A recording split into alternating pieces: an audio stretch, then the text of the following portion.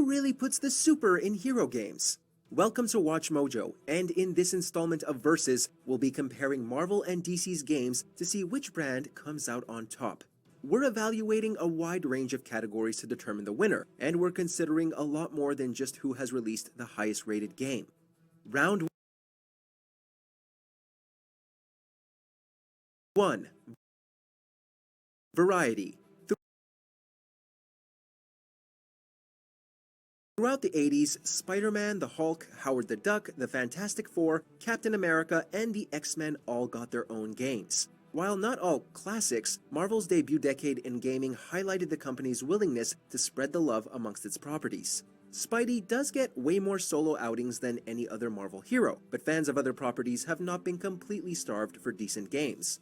Deadpool, The Punisher, Hulk, Wolverine, Guardians of the Galaxy, Ghost Rider, and Iron Man have all starred in solid games since the turn of the century. DC's first decade in gaming was completely dominated by Superman and Batman. As the years drifted by, the Man of Steel's presence faded while the Dark Knight's portfolio ballooned. Single-player DC action games not starring the Caped Crusader are in very short supply, and the few that do break the mold tend not to be great. Superman and The Flash have not received solo games since 2006, while Aquaman's solitary adventure is generally considered one of the worst games of all time. Wonder Woman is still waiting to make her solo console debut, and Green Lantern's single game is about as enjoyable as the movie that inspired it. The Wolf Among Us was great though. As DC and Marvel have dozens upon dozens of properties, it's to be expected that the companies would focus on their most popular heroes. Spider-Man might hog the limelight, but Marvel has proven willing to throw a bone to other heroes, sometimes to respectable results. DC fans who happen to not be interested in Batman tend to be left wanting. Round winner, Marvel Games. Round 2, Best Individual Superhero Games.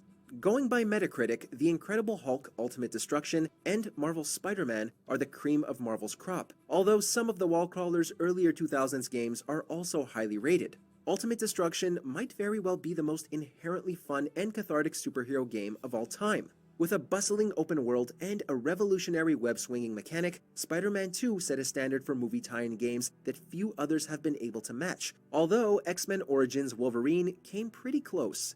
In many ways, Insomniac's Spider-Man games are spiritual successors to 2004's classic, and they are just as fantastic. Discussions revolving around DC's best modern solo superhero games start and end with Rocksteady's Batman Arkham trilogy.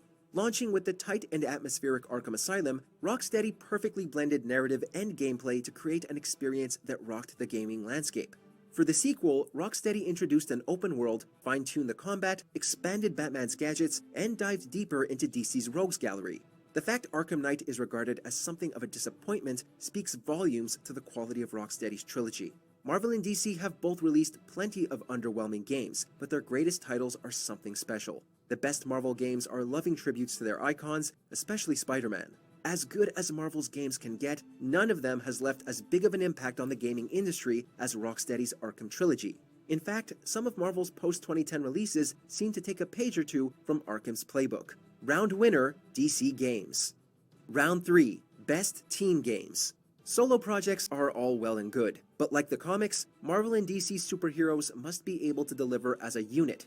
Marvel's biggest teams are the Avengers and the X-Men, both of whom have received their fair share of games. In this category, Marvel's most consistent franchises are the X-Men Legends and Marvel Ultimate Alliance titles, RPGs with beat-em-up combat that emphasize team synergy. These games come with massive rosters, typically feature decent storylines, and are competently made. While 2020's Marvel's Avengers seemed set to be the biggest superhero team-up game on the market, it failed to meet expectations. The Justice League might be the most iconic superhero team of all time, although it's difficult to tell as much from DC's games. Outside of LEGO and fighting games, DC's legendary heroes seem rather reluctant to join forces, with their last significant console game being 2006's Justice League Heroes. A dungeon crawler, Heroes is a solid enough game, especially on the PSP, but it's nothing more than that. Teen Titans is a budget title that should entertain diehard fans of the fantastic animated series, although the same cannot be said about 2013's Young